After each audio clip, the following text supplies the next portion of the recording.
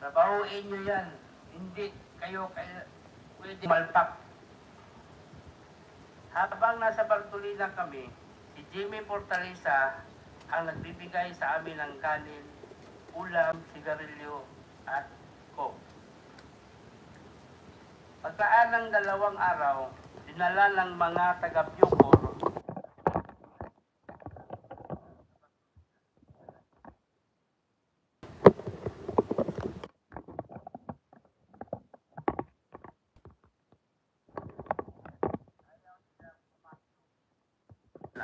dahil nakita kami sa loob.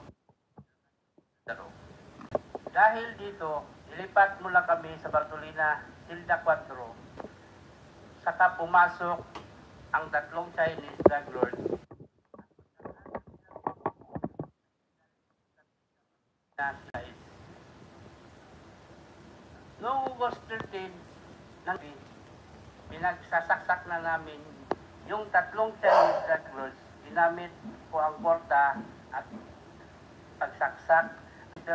Fernando Magdadaron naman ay gumamit ng 29 balisong.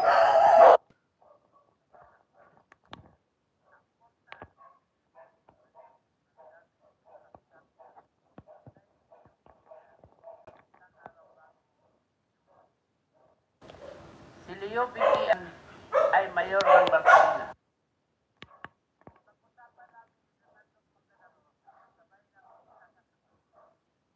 Tatlong Chinese drug lords, kaya pinagsasaksak niya si Chukintong habang pinagsasaksak ko naman si Peter Wang.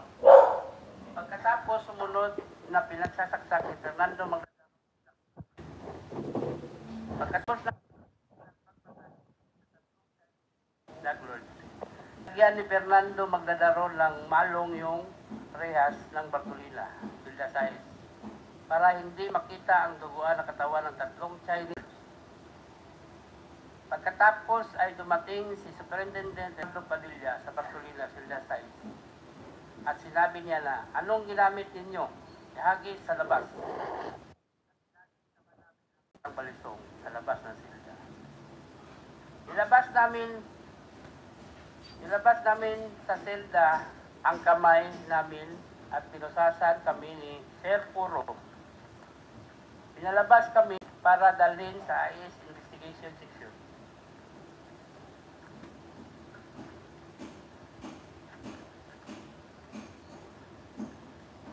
Habang naglalakad kami papuntang investigation, tumunog ang cellphone ni Superintendent Padilla. Nakita ko sa Superintendent Padilla ang kanyang cellphone. Nadinig ko na sinabi nung tumawag kay Congrats Superintendent Padilla, job well done. Pero grabe yung ginawang dinuguan. Alam ko na ang kausap ni Superintendent Padilla ay si Presidente Duterte dahil pamilyar ko ang boses niya. Sandali lang. Teka muna. Medyo seryoso yung sinabi mo.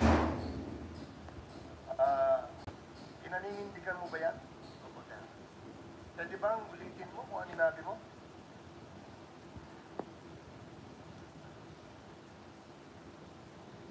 Habang naglalakad kami papuntang investigation section, tumunog ang cellphone ni Superintendent Padilla. Nakita ko na pinindot ni Superintendent Padilla ang kanyang cellphone. Nadinig ko na sinabi nung kay Superintendent Padilla, Congrats Superintendent Padilla, job well done. Pero grabe yung ginawa, dinuguan. Meron kang kasing binanggit pangalan yung nandito sa number 29. Ito ay pinaninindigan mo. Pwede bang pakiulit mo ulit kung ano yung sinabi mo dito? Alam ko na ang kausap ni Duterte dahil pamilyar ang boses niya. Nakakausap mo ba si President Duterte? Narinig ko lang palagi yung boses niya, kaya pamilyar yung boses na narinig ko. Patuloy lang. Pagkatapos ng tawag, sabi ni Superintendent Padilla sa mga kasamahan niya doon, tumawag si Presidente nag-congrats sa akin. Sa sinabing ito ni Superintendent Padilla, kaya lalo akong napaniwala, tumawag sa kanya ay si President Duterte. Pagkatapos kaming imbestigahan, yes, inausap kami ng hipi ng Bartolina na si Jerome Blasi. Pinapapili kami kung saan selda ang gusto namin at pinapalinis ni Superintendent Padilla. Pinili namin ang Bartolina selda 6 at doon kami lagi ng 3 linggo. Pagkatapos ng 2 araw, dumalaw sa akin si SPO4 Arthur Narsulis at sinabihan kami na nandito na ang reward ninyo na tig-1 milyon. Saan ko ito ibibigay? At ang sagot ko, ibigay mo ang 1 milyon sa asawa ko. At ang saan naman ni Fernando Magdadaro, ibigay ang 1 milyon sa kanyang asawa. Pagkaalis ni SPO4 Narsulis, naisip ko na ang usapan namin ay 1 milyon na ulo. Kaya kulang ang reward na natanggap ng mga asawa namin. Ngunit naisip ko rin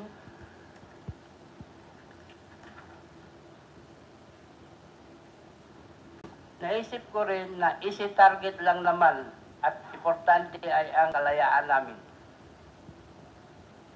Noong sumunod na araw ay dumalaw ang asawa ko at kinumpirma nila na natanggap na nila 1 milyon.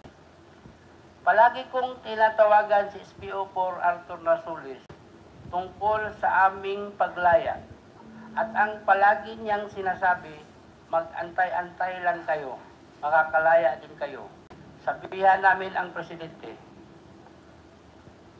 Naging kami sa pangakong yun hanggang matapos ang administrasyon, hindi kami tinulungan na lumabas. Hanggang pinaamin nila ang kaso ng pagpatay sa 3 Chinese drug lord, kinasuhan kami ng homicide. Ngunit sa kalaunan namin, para matapos na at tulungan kaming maya, nakumbik kami sa pagpatay sa 3 Chinese drug lord. Ibinigay ko itong salaysay na ito dahil sa galit ko sa kanila. Ginawa naman namin ang trabaho nila pero hindi naman sinupad ang kalayaan na pinangako. Ang lahat ng sinasabi ko ay sa salaysay na ito ay bawang katotohanan lamang at walang sino man ang nagturo o nag-influensya. At alam ko rin na maaaring gamitin laban o pabor sa akin, sa ngayon ito ay na lang po ang masasabi ko at wala lang idadagdag pa sa aking salaysay. Bilang ito lumagda ngayon, 21 Agosto 2024 lang. Maraming salamat. Okay, salamat Mr. Tan. Ito ba sa salaysay mo, firma mo ito? Opo, Your Honor. Okay. Meron ka pa bang idadagdag na Wala na po. wala ka nang idadagdag? Okay. Now, we will proceed with the interpellation of the members. Meron pong nagpalista dito sa atin earlier at ang muna po magtatanong ay si Congresswoman malaki. Jinky Gerville-Stro. You are recognized. Thank you, Mr. Chair. With your permission, I wish to address my questions to Fernando P. Magdadaro. Mr. Magdadaro, Andy nga ba ang palayaw mo o tawag sa iyo? Opo, ayun. Ikaw ba, Andy, ay nag-almusal ngayong umagang ito? Naunti lang po yun. Hindi mo dinamihan. Mahabang biyahe, Your Honor, baka mag-ihit pa kami sa dalan. Sa daan. Nakatulog ka ba, Andy? Mula nang nakarating kami sa Manila, Your Honor, wala masyado nakatulog ng mabuti. Sa kabila ng iyong sinabi, ayos ba ang pakiramdam mo ngayong oras na ito? Opo, Your Honor. Nasa maliwanag ka bang pag-iisip? Yes, Your Honor. Andy, magkakulay tayo ng damit. Samahan mo ako sa aking advokasya para sa katotohanan, Andy.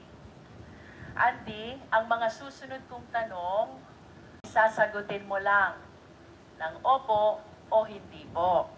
Maliwanag ba yun, Andy? Opo, Your Honor. Naririto ka upang isalaysay ang ginawa ninyong pagpatay sa tatlong Chinese nationals, sina Kintong, Jack at Wong. Pawang sentensyado ng mga kasong drugs noong August 13, 2016 sa Davao Prison and Penal Farm. Nauunawaan mo ba ito, Andy? Opo, Your Honor. Ang ginawa ninyong pagpatay sa tatlong nationals, Chinese nationals, ay posibleng isa lamang sa maraming biktima ng war on drugs na kasalukuyang iniimbestigahan din ng Quad Committee. Nauunawaan mo ba ito, Andy? Opo, Your Honor. Ganon din, Andy. Ang pagpatay dito sa tatlong Chinese nationals ay posibleng bahagi din ng war on drugs. Mas kilala bilang extrajudicial killing or EJK na kasalukuyang dinid ng ICC or International Criminal Court kung saan ang pangunahing iniimbestigahan ay walang iba kung hindi ang dating Pangulong Rodrigo Roa Duterte. Ito ba, Andy, nauunawaan mo? Magkakapunga dyan? Opo, Your Honor. Andy, Galas sa isa eh. nakikilala mo ba ang dating Pangulo? Opo, Your Honor. Sino ang dating Pangulo? Alam ko mo, hindi lang sasagot. Rodrigo Roa Duterte po, Your Honor. President Rodrigo Roa Duterte. Andy, sa kasalukuyan, ikaw ay nanumpa at nasa harap ng mga congressmen. Bahagi ng Quad Committee. Bawal magsinungaling. Nauunawaan mo ba ito? Opo, Your Honor. Napapanood ka din sa buong mundo, Andy. Nauunawaan mo ba ito? Opo, Your Honor. At sa kabila ng lahat ng aking mga naging katanungan sa iyo, Andy, sigurado ka ba sa ginagawa mo? Opo, Your Honor. Voluntaryo ba ang ginagawa mo? Handa ka ba sa posibilidad na maaaring itong pagpatay ninyo sa tatlong Chinese nationals, bahagi nga ng war on drugs or EJK, kung saan ang pangunahing suspect ay walang iba, kung hindi ang Pangulong Rodrigo Roa Duterte? Yes, po, Your Honor. Punta tayo, Andy, sa iyong sinumpaang salaysay. Sa paragraph 3, iyong binigit, nilapitan at pinausap ka ni Leopoldo Tan. Sino si Leopoldo Tan? Kasama ko po, Your Honor, bilangguan po. Ano? Security compound.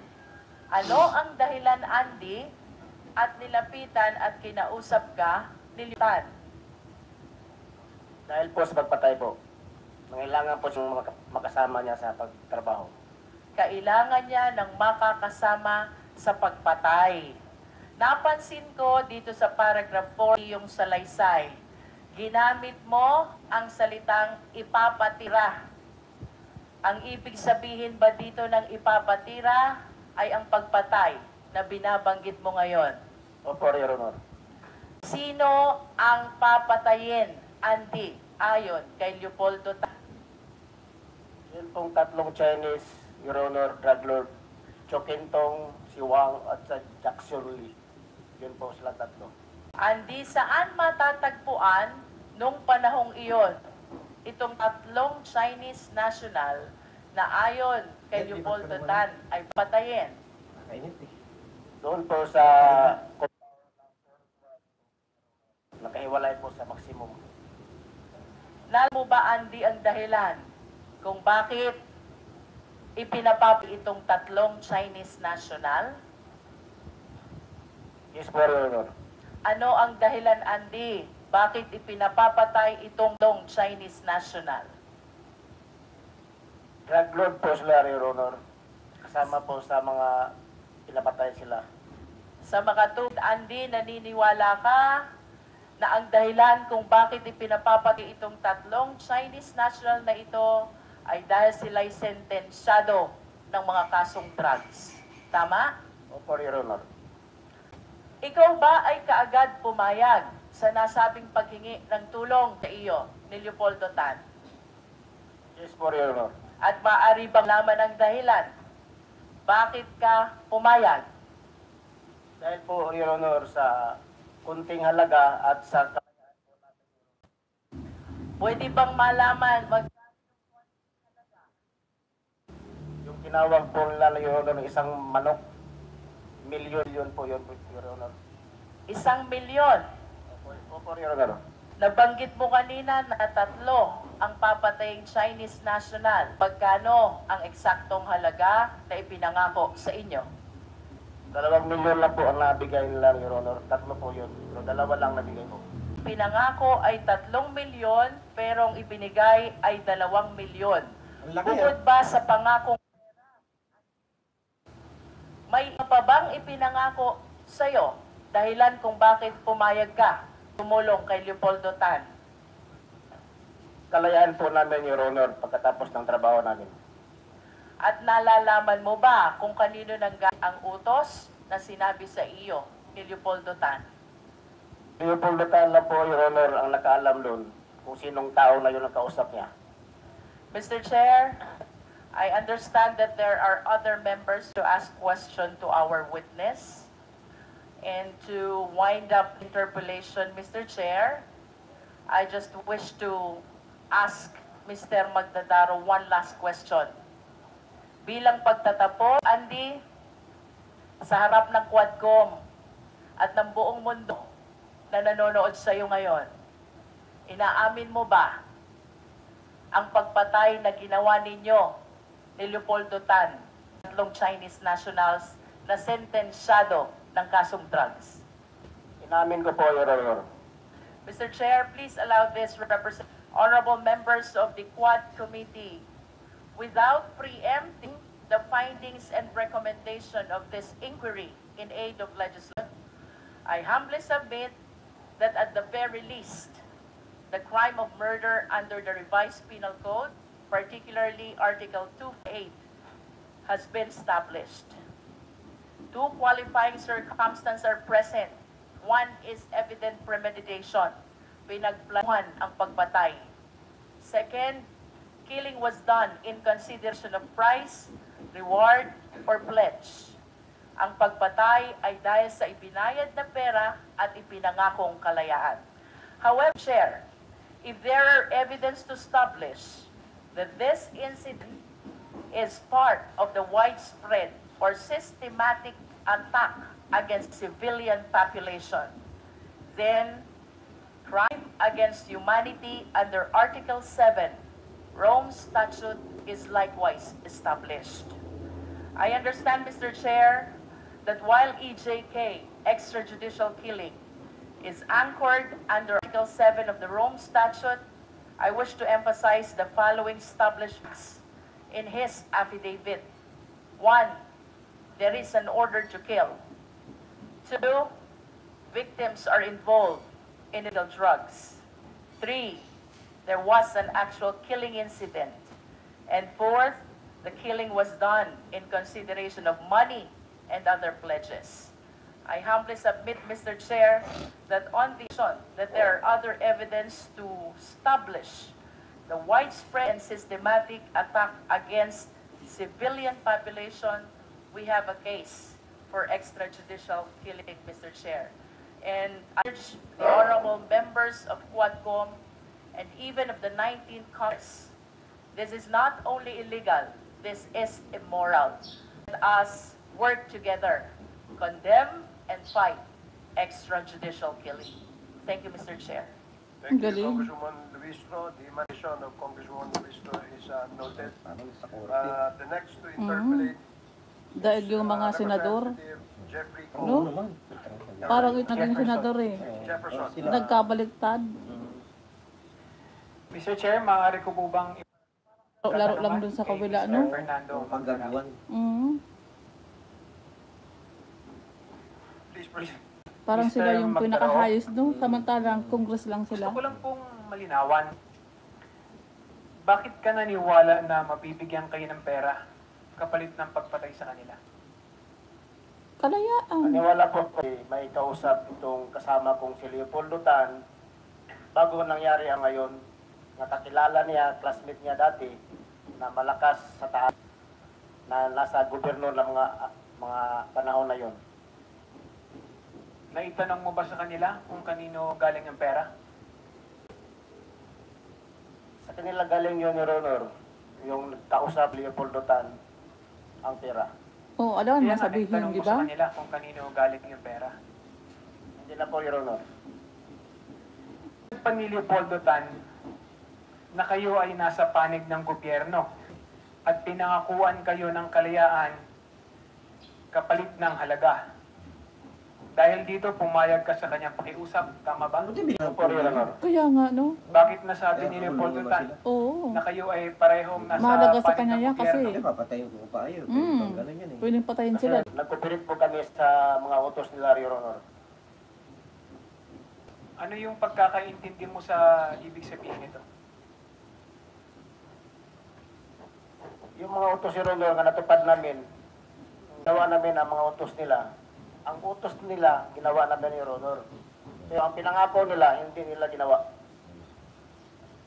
Hindi ka ba natakot sa gagawin nyo ni Leopoldo Tan? Hindi po, Your Honor. Yung tatlong Chinese na inutos sa inyo para patayin, kilala mo ba itong mga ito? Opo, Your Honor. Paano? Nang dahil sa pag-surveillance namin sa area nila sa Parin Ward, Nag-surveillance pala sila. Ayon sa iyo, Kaya kilala din nila, di ba? sinumpaang salaysay, no? Nagsagawa kayo ng surveillance sa foreigner area kung saan nakakulong yung tatlong Chinese. Tama po ba yun? opo, Your Honor. Sa puntong ito ng surveillance, kilala nyo na ba o alam nyo na ba kung sino yung target ninyo? Opo, Your Honor. Paano mo nalaman kung sino yung papatayin ninyo? Paano mo nalaman kung sino yung target ninyo? Dahil yung tatlo, Your Honor, pinasok na doon sa area namin sa Silda Size. Guwaping oh. Mm. Ay, si Guwaping. Hindi mo nakita. Ilan mo nalaman Ay, si Guwapo. na yung mga Ano yung babae? Kamukha. target ninyo, ayos yung salaysay, no? Si Cho Kin Tong, Jackson Lee, at Wong. Kailan mo nalaman na yun yung mga papatayin nyo, yung target ninyo? Mag-surveillance Mga araw na po Kaya nga, doon, eh. Your Honor, nung Kaya dinala man, sila doon sa Silda nalilito Size. rin yung mag-ano. Yan ang siya. Ayun, alis ko. Sa pagkano, no? Kaya Ayon nga. sa'yo, noong Maganda August pa kaya. 11, 2016, pumasok ang mga tauhan ng Bucor sa selda mo. Tama ba? Opo, Your Honor. Tapos kinapkapan ka, pinalabas na may nahuling sabu sa'yo. Tama ba? Opo, Your Honor. At sa ano ang pagkakaintindi mo sa pangyayaring ito? Parang connected na po sa Your Honor para mapatay yung tatlong inchik po. Tingin mo ba ito ay bahagi sa plano ni Lido kung paano niyo iligpit yung tatlong Chinese drug lord? Opo, Your Honor. Dahil dyan sa mga nakuha sa inyong shabu, di ba may nakuha sa inyong shabu, di ba? Yun ang matindi, no? Lagyan ka. Pinasok kayo ni Leopoldo Tan sa selda, tama ba? Opo, Your Honor. At ayon sa'yo, dinala ng mga taga-Bucor ang tatlong Chinese nationals sa inyong selda rin. Sino yung nagdala sa kanila sa inyo? Wala lang kasi Selda. siyang masabi. Yung duty po doon, Your Honor. Taga Bucor po. Kilala mo ba yung mga ito? Kung sino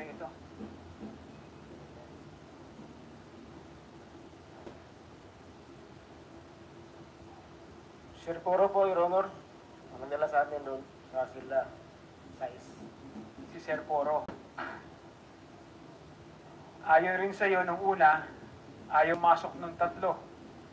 Diba? Sa yung tatlong drug lord, ayaw pumasok tatlo. Kaya ang ginawa, inilabas muna kayo ni Ginoong Leopoldo Tan. Tama po ba? Yes po, Your Honor. Tapos, umalis, ipinasok yung tatlo, at saka ibinalik yung tatlong Chinese. Tama ba? Opo, Your Honor. Ayon sa iyo, bandang gabi ng araw na yon, pinagsasaksak nyo ni Leopoldo yung tatlong Chinese. Ginamit mo sa sak ay 29, samantala si Leopoldo ay korta na parehong bigay sa inyo ni Leo Pinkian. Tama ba sa iyong salisay? Opo. Ano yung korta? Yung balisong ganyan, Your Honor. Ano yung tsura? Baliso nga. Parang, Pasensya ka na, hindi ko alam kung yung tsura ng korta. Ano yung korta? parang Batangas, Your Honor. Parang, Oh, yun. maliit lang siya, pero sulit siya talaga. Okay. Mr. Chair, wala na po akong katanungan. At Yun lang yun. reserve ko po ang aking karapatan. Binasa lang yung salaysay. Ano ba yan? Na nagtatanong na yan? Salamat, Congressman Konghut. The next to interpolate is Congressman Paulo Ortega. You're recognized. Thank Ako you, po Mr. maganda Chair. ng tanong. Let me direct my brief questions, my precise questions, para po kay Sir Andy. Sir Andy. Alam po natin lahat Si na Andy na ito tinatanong niyo. sa kulungan may mga mayores. Si Leo Pinkian po ba ang mayor ng Bartolina sa Davao? Yes po, Your Honor. Kasabwat niyo po ba siya? Po, Your Honor. So kung kasabwat niyo siya, Mr. Chair, malamang napagpaplanuhan po to. Nag-uusap-usap kayo, nagpaplano o nagko-coordinate kung paano po isasagawa yung mga Paulit-ulit lang eh. tatrabahuin po niyo. May maganda kwento.